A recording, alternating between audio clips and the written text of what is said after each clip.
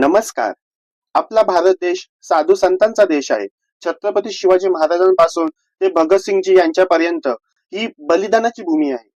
आपल्या देशात आपल्या देशाचं नाव लावून इंडियाज गॉट लेटेंट या शो मध्ये आपल्या देशातील सर्वात मोठा युट्यूबर, ज्याला साक्षात मोदीजींकडून पुरस्कार मिळालेला आहे, असा तो रणवीर अल्लाबादिया याने आई वडिलांच्या संबंधांवरती खूप घाणेरडे आणि एकदम खालच्या लेवलची टिप्पणी केलेली आहे. जे म्हणजे आपण ते बोलणे ते लांबच राहिले, पण ऐकतानाही एकदम विचित्र वाटते. तुम्ही सर्वांनीच पाहिलं असेल, असे घाणेरडे विचारसरणीचे जे शो आहेत ते बंदच पाडले पाहिजे. आपल्या भारतामध्ये संविधानातील कलम 19 मध्ये अभिव्यक्ती स्वातंत्र्य दिलेले आहे. आपल्याला बोलण्याचं स्वातंत्र्य, जगण्याचं स्वातंत्र्य आहे, असे सर्व स्वातंत्र्य दिलेले आहेत. पण याचा अर्थ असा नाही की आपण काहीही बोलू, त्याला एक मर्यादा असली पाहिजे.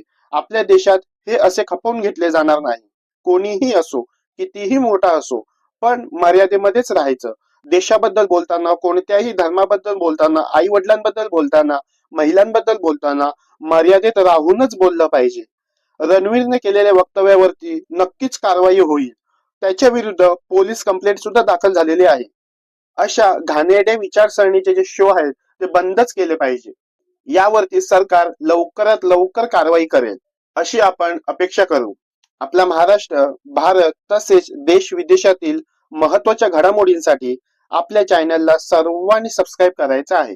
थँक्यू.